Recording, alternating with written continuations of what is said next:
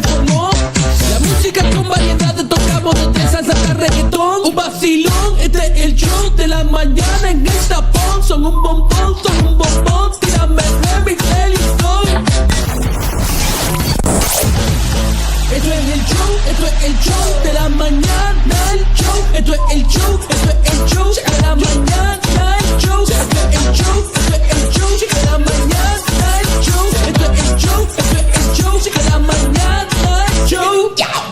Este es el show de la mañana con Elio, Dianelis y la bandida. Señoras y señores, bienvenidos a la última hora aquí en el show de la mañana. Esto es Tu Fiesta Radio. y este es Tu Children's Trust of Alachua County Monthly Segment. Welcome back. I am so excited. Always a good time with my dear friend Marsha Kiner, CEO, Children's Trust of Alachua County, and I am about to pass the mic to the one and only Marsha. Welcome back. Thank you. Thanks for having me again. Yes. What a wonderful morning we are going to have. We have some special guests here to talk about literacy. Oh my God. I hope that all of our listeners have been hearing about literacy in Alachua County. This is a huge undertaking that the Children's Trust, the Board of County Commission, and the school board have jointly come together and said, listen, we feel like we have to do something now. And so, in 2023, I reached out to the UF Lassinger Center for Learning and asked them if they would work with us to complete a needs assessment, right? Before you can do anything, you need to kind of assess the situation and figure out what the gaps are. Are there gaps, right? We thought there were. But we needed to know, and we needed some fresh data. And so this morning, we have Jesse Stife, the content manager for the University of Florida Lassinger Center for Learning, with us. Good morning, Jesse. Welcome, Jesse. Good morning. Good morning, everyone. Thanks for having me. Yeah, and so Jesse, before we kind of take a little deep dive into the needs assessment and all of that, can you share a little bit with us about the Lassinger Center? We, of course, are here in the home of the University of Florida, but often I think folks don't know about all of the great departments and centers and things that you all are doing right here in Gainesville, Alachua County at UF. Yeah, absolutely. I mean, there are so many good things happening around the College of Education, the UF Lastinger Center being one of them. So the Lastinger Center, we like to say that we improve the quality of teaching and learning and childcare. So we work with teachers and families and students from before pre-K all the way up to 12th grade. And so we do things like we research, we develop, and we scale across the state, innovations for adults and kids that help that put everyone on the right kind of path for literacy. So we do a ton of teacher training. We are heavily involved in recertification when teachers need to recertify their teaching certificate. We administer a big course for teachers to get what's called a reading endorsement. We credential literacy coaches across the state, and so we basically offer a wide variety of programs. We also have an excellent math team as well. So we work with tens and tens of thousands of teachers across the state every year, and we're just getting started. Great. Thank you, Jesse. So basically, you all are the expert. That's that's who you all are. And when we asked you all to work with us to, and I don't want to share what you did. I'll let you tell us or tell the listeners kind of the steps you took to complete that survey, that report. It's a lot of pages. So tell us a little bit about the work that went into completing a needs assessment on literacy here in the county. Yeah, so we do have expertise, and we like to think we're experts, but we're not ivory tower folks kind of sitting on up high. We work every day with teachers and families to get the work done, and so a ton of work went into this literacy assessment. So we interviewed thousands of parents and community members. We sent out surveys. We did focus groups.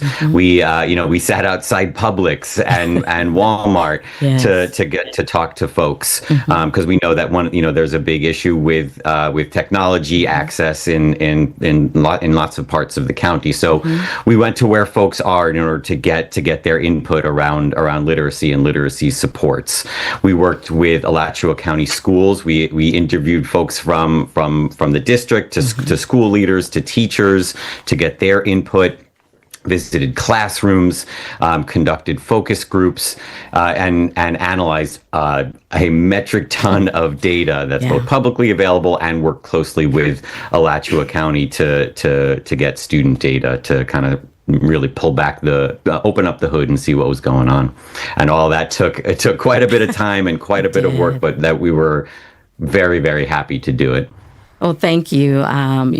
Absolutely correct from, the other side of the house of watching you all go out, understanding that you were everywhere, all throughout the county. And it did take time, but I believe that the time was well worth it.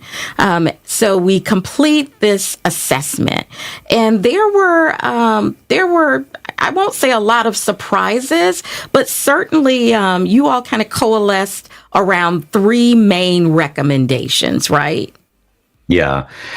So our kind of broad categories of recommendations were around enhanced awareness and communication between parents and schools and among literacy service providers in the county. Focused support for students, and expanded professional learning for teachers, educators, and community service providers. Yeah. So those were, and those are all really big categories, right? There's a lot that falls within each bucket. So we commissioned the report. The report comes out. We take that report back to the three boards that agreed to partner, right, in this effort: the Board of County Commission, the Children's Trust Board, and the school board. And then we said, now what, right? The purpose of the report, or really the reason all of this started, was because we realized that there were some gaps here in the county in terms of literacy. And those three partners had discussions about the fact that not only were we concerned about third grade reading scores, right? But we also were concerned about our adult population that couldn't read. Oftentimes children can't read because their caregivers can't read.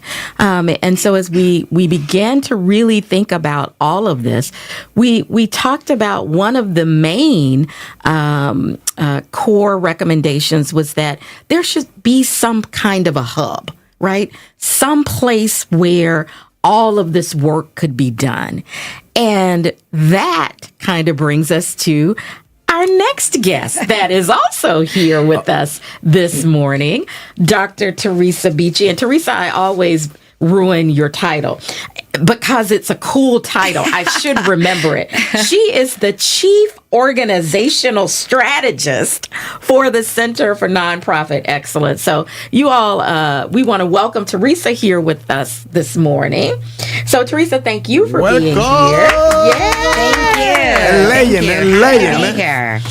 And so as we continue this conversation and our review of all things literacy, as I said, we needed a central hub, someplace where all things literacy, right, that are external to the school system could take place. And we needed someone or some entity to kind of coordinate the work that we were about to begin. And so tell us a little bit about the Center for Nonprofit Excellence and then how you got involved in this effort. Absolutely. So thanks again, Marcia and Elio, for having us be here today to talk about what I'm feeling in the long time that I've lived in Gainesville is really a moment that we are having as a community to start some tremendous efforts towards collective impact. And the Center for Nonprofit Excellence is a nonprofit membership organization that's really dedicated to helping nonprofits do what they do better. We understand that nonprofits constantly face kind of that push and pull balance between wanting to do mission-driven work and facing that need to meet demands, whether it's in animal welfare, conservation, the arts, healthcare, education, social services, but also running a business. And we always like to remind people that nonprofit is a tax status, not a business model. So helping them understand how to build capacity, how to be sustainable, how to do that mission-driven work with great board members and trained staff, and thinking about how your organization can be responsive and how you can put into play operational processes that are not only going to help you be an excellent business, but ultimately reach your purpose. And so that's our goal, and we've been very fortunate to have the backdrop of being 10 years under the umbrella of the Community Foundation, and then this May launching ourselves as an independent nonprofit with the backing of both the Children's Trust and our Alachua County Board of Commissioners, who recognize that we have been doing a lot of literacy work for so long in this community, but the thing that's kind of been missing is that coordinating entity, as Marcia said. And so the Center for Nonprofit Excellence stepped up and said, collective impact, this coordinated community response model is kind of at the heart of what we want to do. It's a big ticket item on our wish list of how we can make this community better. And so I said it, and then all of a sudden, here comes this pilot of a literacy collaborative that we can build on this amazing work that the Lastinger Center did, and our College of Education in general, and all of the things that they have going on there, and some of our programs in IFAS that are really geared towards making an impact on a parallel path to what our community schools are doing. Because our schools are doing a great job. And they really do have some wonderful teachers, wonderful programs, wonderful resources. The problem is people don't always know how to access them. And our community partners that are trying to work beside them and support them aren't always singing from the same sheet of music. So making sure that everybody is aware, and I loved the fact that that Lastinger report really focused highly on the communication and awareness piece, because really that's what's been missing, is that folks really just don't know what's happening around them, and they think that they're the only one doing this work, and they're struggling. And the reality is we've got some phenomenal providers that are working beside phenomenal teachers who collectively we can make a major change. And as Marcia said, it's not just for students in our schools, but it's the pre-K all the way through adults, and those special populations of disabled students and students with special needs, and our populations that have vulnerabilities, whether it's in income or minority status or language, that have put them even further behind.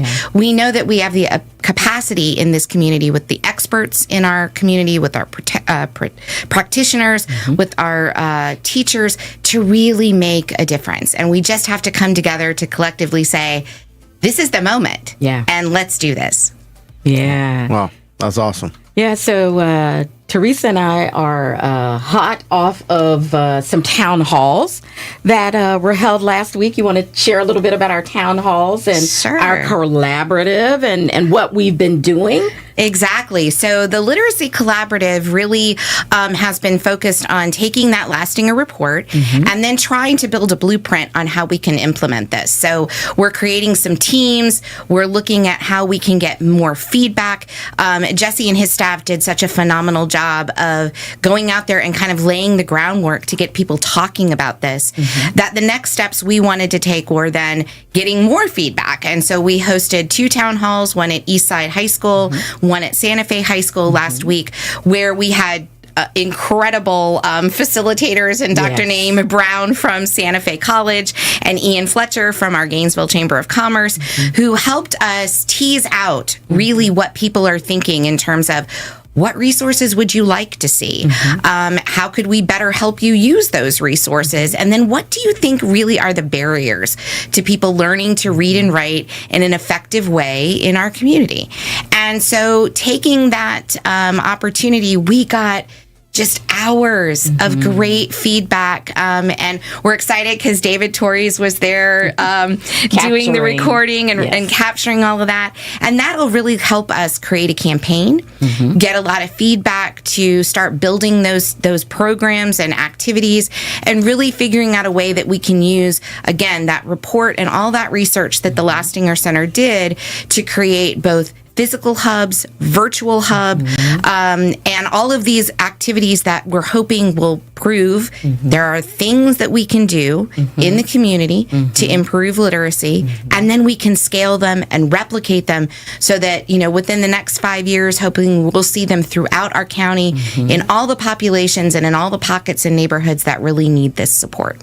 Yeah. Wow, this is awesome. I am super, impressed by all of the work that you guys are doing, Jesse, and Teresa with the town halls and everything. Teresa, you mentioned something that is crucial to me, which is access.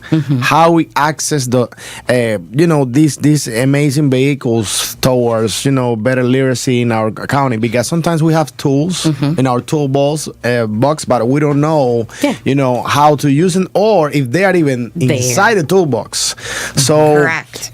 My question here is, what are some of the resources that you guys are implementing to give access to all these amazing, programs and that we're having right now?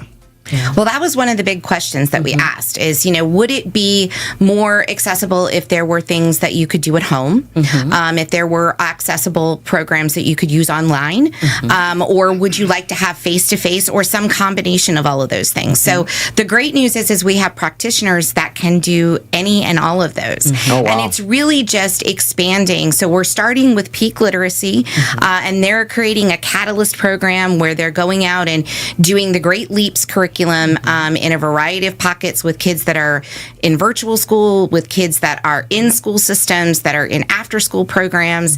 And then we're looking at how we can create a single landing page for parents, a virtual hub, where all of the resources are easily accessible from one spot instead of having to go to multiple sites, maybe at your child's elementary school or at the school board site, or to a different online page, but making everything accessible on a single landing page. And utilizing that town hall feedback, that was one of the things that they said is, if I just had one place I could go to find the database of all the different programs that were happening, and have the contact info for them, right there at my fingertips. And then those physical hubs, the nice thing is the practitioners kind of exist right now throughout our county. And so looking at how we can partner with churches, partner with, like, for example, the GHA Elite Training Center, our library partnership buildings, the Alachua County Library District. All of these places already exist to support their communities and support literacy. And so working with those kinds of partners who are doing mentoring, tutoring, traditional curriculum where there can be hubs that parents, caretakers, students can be able to go in and then say, like, okay, well, I need information about how to get a GED, or I want to check out the books that are on my child's reading list, or I want more support in helping them with their U-Fly homework. And we can do those things in those physical hubs as well. So access is going to be a huge piece, and we know that we're going to have to start small. We're not going to be everywhere at once, but we're going to put into play activities that we know work, and then see how we can scale them out. And as we see them work, the good thing is that even at the 2 town halls we've had, folks have shown up from a variety of different locations and a variety of different community partners. And so they're already saying, like, we have a church. Great. That's space. We need space. And you have a congregation that can get the word out. I'm part of, a community group that's been working on this for years, retired teachers, retired nurses. That's what we need, is we need more people to kind of join in and become champions for this, whether it's on our advisory council or just being, a conduit to get those additional spaces, so that as we build these curriculum tools and see that the practice can be replicated and is effective, then we'll have the spaces to go and continue to move on. Yeah. That's awesome. Yeah. Basically, there's a role for everyone to play, right? Because literacy is so essential in not just, a child's life, but in all our lives. So we're looking at this holistically. This is a community issue. It's going to take everyone in the community, right, to help fix it, if you will. And we're willing to go to wherever you are. So we invite folks who are listening, if you have a community group or a church, if you're someone who works with children or seniors, if you know people who are having difficulty reading, we want you to come join, be a part of this process. We need to hear from you. Teresa mentioned that we're going to have some advisory councils. Will you share a little bit about the advisory councils and how people can get involved? Where do they go to get that information? I think one of the greatest things that came out of that Lastinger report was how you get the community buy-in. And I think Jesse and his team nailed it by saying that one of the things that has always been missing with these kinds of initiatives is to have that community input. And as Marcia said, this is about our community as a whole. If you look at the research, literacy is the single largest economic driver in any community's ability to thrive. So if we are a reading community where we can read and write to effectively communicate in our lives and in our work, we're going to all benefit from that. So the advisory councils will give people from all parts of our community the ability to meet in pockets and then come together as a larger group on occasion to just say, this is what's working. This is where we're continuing to see new gaps, or this is the really great group we were able to bring in, and here's what they want to do. So if you want to get involved, you can email us at alachuacountyreads@gmail.com, and we're going to be gathering the folks that are around and kind of putting those councils together geographically so that people don't have to travel, because access is a thing, and giving them the opportunity to give those feedback loops and really try to inform the process as we go along. And going back to the access aspect of these amazing programs, Jesse, Teresa, or Masha, do you guys know if is it going to be access for bilingual, for the more than just English, like the Spanish community? Because, there is a huge population right now. And not only the people that speak Spanish, but I actually been noticing people that they speak Portuguese from Brazil and other countries. So how that looks like for our community? That type of access, bilingual access. So I think right now that's what we need to hear, right? We're think of it this way: we're collecting still data, right? We need to hear from community what you're hearing, right? So if we know that there is a community of folks who are having difficulty, who speak Portuguese, then that's something we need to note, so that as we are creating these programs, as we are having folks, do tutoring, right? Then we make sure that we have someone who can either speak the language, or there is something in place that can help translate, so that those folks have the access that they need to the curriculum and to the information. So that's important that we hear that. There should be no barrier, right? The resources are in this community. And I think that is the point of all of us coming together. That's kind of why I'm here at Tu Fiesta this morning, right? Because we want to make sure that no one is left behind. Everybody is at the table. Everybody knows what we have to offer here in this community for anyone. Certainly, our heart, Children's Trust, is for children, right? But that's why we have the Board of County Commission, the library. We have all of these partners, the United Way, so that we can ensure that no group, no one is not a part of this process. Something Teresa mentioned also, spaces, right? Everybody can't come to Gainesville, right, for tutoring or even to go to the library. So that's why we have libraries in all of our surrounding municipalities. So that's why it's important that we know where you are so that we can come to you and we can be in your community, wherever that is, right? And community doesn't have to be 100 people. Your community might be 20 people. But we can come to you. We can share this information with you, and we can make sure that your community is a part of the collaborative, right? Because it's our community's collaborative. That's amazing. Yeah. That's incredible. All these programs, hearing about all these programs and these new tools. Let's talk about ages. Is there any age any limit about ages to be part of these programs? No, and we're really excited that again, one of the things that the Lastinger report showed, and of course the Lastinger Center being a great resource for that early childhood education, we know that so much of what happens in literacy happens before age 5. So we want to make sure that our Early Learning Coalition, who's a great partner with our Children's Trust and our Alachua County Commission, is part of this in making sure that all of the preschools that they're touching in terms of their pre-K, the VPK, all of that have access to these kinds of resources. And we want to make sure that we're partnering them with the best and latest in terms of curriculum. And, whether it's shapes and colors and how that helps to translate into identifying letters and words, we know that we can work with that age group. We know we have a captured audience with the children in school. And then with our adult learners, we have so many new programs that have come online.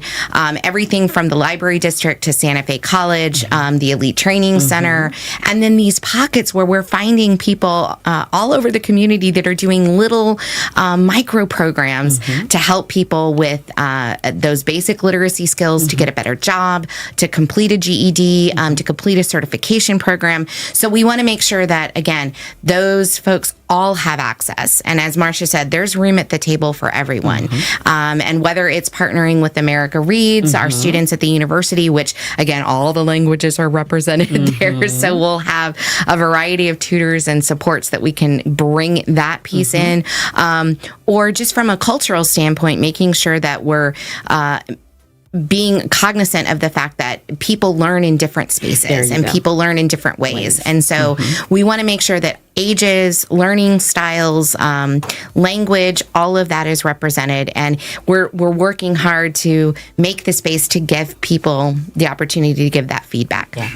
Well, we have a comment here on our live streaming on Facebook, and to the area, and I am assuming that he is texting from Europe because he was in Europe. He's saying, "Hello, TFR, Tu Fiesta Radio and Children's Trust of Alachua County. Thank you for doing what you do for the kids of our area. Buen trabajo, good work, Marcia, and your team." And he's saying to Teresa, "Love her. She's so bitchy." It is my name. Thanks, Tootie. Yes. My high school classmate. And his daughter works at one of our great partners, the Girls Place of Alachua County. And the work that they're doing as part of this project is just remarkable, because so many of our partners have stepped up and said, we want to be a part either of a literacy support or a literacy intervention program. And that's just really inspiring to see. That's amazing. And Jesse, you were about to say something. Oh yeah, I wanted to throw in one more resource out there for parents listening. If you are the parent of a student who's having difficulty in literacy and are in need of books, the Lastinger Center administers a program called New Worlds Reading, and it's for students in pre-K through 5th grade, and it is a free book delivery service for students who qualify, and so. bringing in so it's from pre-K all the way to 5th grade, and we have resources on the website that are free. You don't even have to qualify for it, that are in English, Spanish, Haitian Creole, a variety of languages. So you would just go to newworldsreading.com to check that out. So we just wanted to highlight that as an additional resource for folks. Yeah, thank you for that, Jesse. Thanks. Yes. That's amazing. Anything else that we have left for Jesse? No, just to say thank you to Jesse. Thank you to Lastinger for being such a great partner. I also want to just say to any teachers out there, please check out the center, because there are so many professional development opportunities that they have for teachers. So thank you, Jesse. Thanks for joining us this morning.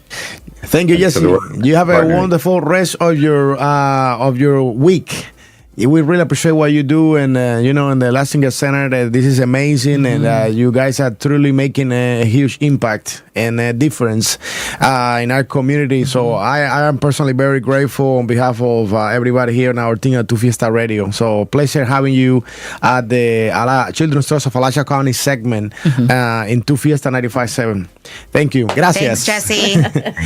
Thank you. I appreciate you. Thank you. So, ladies and gentlemen, in case you are just tuning in, we are live from Tu Fiesta Radio 95.7 here with the two legends, all right? Two legends. Imagine this. This is too much. One production didn't tell me anything. I will roll up the red carpet and everything. Come on. Marsha Kainer and Teresa Vichy. Are you kidding me? Hey, we're having a good time here learning how these two leaders and alongside University of Florida Lastinger Center are making a difference in our community. This is amazing. This is amazing.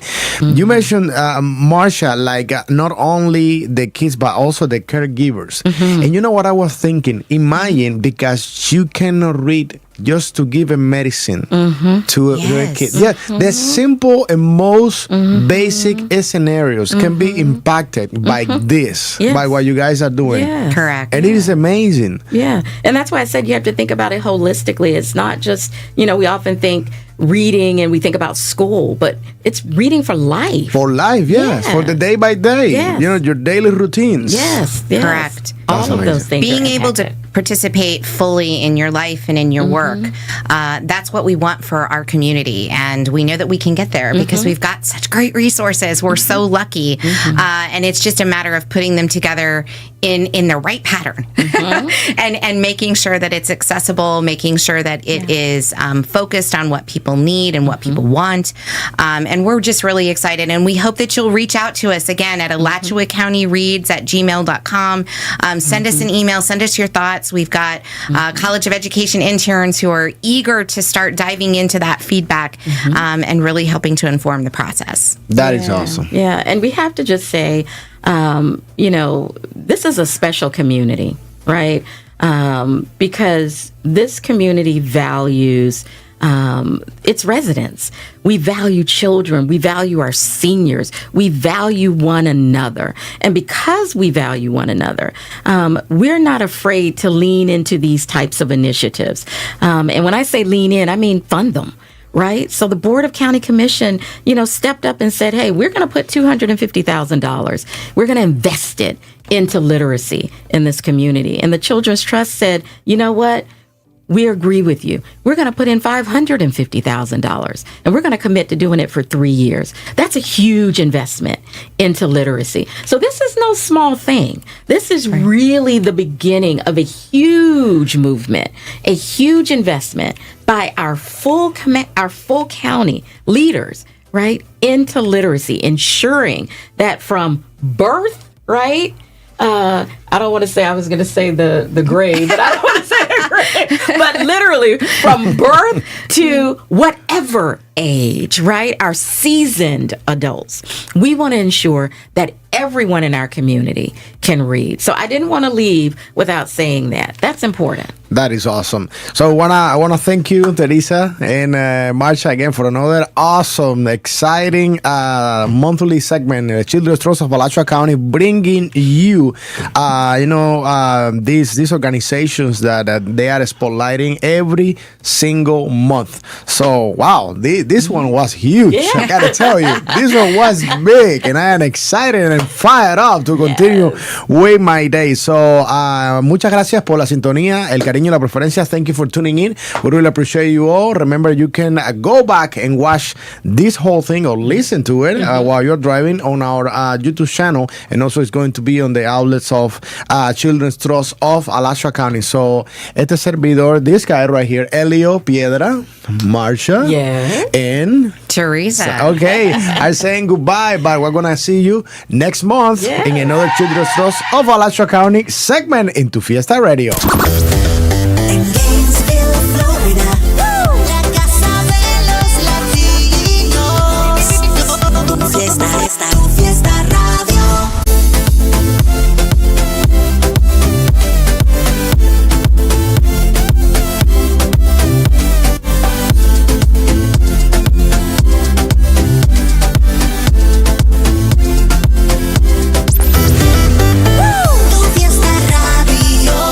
celebrando nuestra música.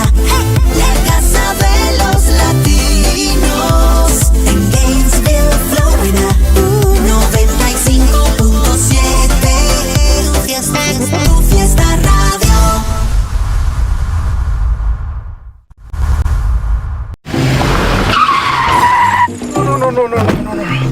Mira lo que les he hecho a mi camioneta. Esto es tu culpa. Yo estaba primero saliendo y usted me chocó a mí. No. Fuiste tú. Yo voy a llamar ahora mismo a Jeffrey Melton, mi abogado. Jeffrey, mi esposo, llámalo.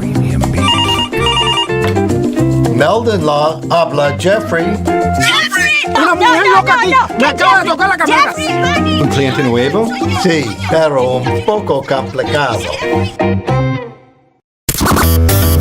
Saludos mis hermanos latinos, soy Gilberto Santa Rosa y los invito a sintonizar Tu Fiesta Radio. Hola, ¿qué tal? It's your girl Becky G. Los quiero mucho. Soy Camilo. Tú sabes cómo va, te habla Nicky Jam. Hola, soy Shakira. Dímelo. Raúl Alejandro. Nosotros somos el grupo Manana. Soy Melina León. Sintoniza en Tu Fiesta Radio. Hola, ¿qué tal amigos? Yo soy Juanes. Somos Flor de Tabaco y los invitamos a sintonizar Tu Fiesta Radio. La variedad 24/7. Tu fiesta radio, celebrando nuestra música. La casa de los latinos. En Gainesville, Florida, 95.7. Tu fiesta radio. We're the Martin family, and we've been members of Campus USA since 1998. It's very important to have a personal relationship with anyone you're doing business with. They don't try to guide you in another direction when they know who you are and what you're trying to do. I think they give a lot of people a chance that other financial institutions would not. Everyone, helps you. Make sure you have what you need, exactly what you want, in the way that you want it. I don't feel like a customer at campus. I feel like I'm a member of their family.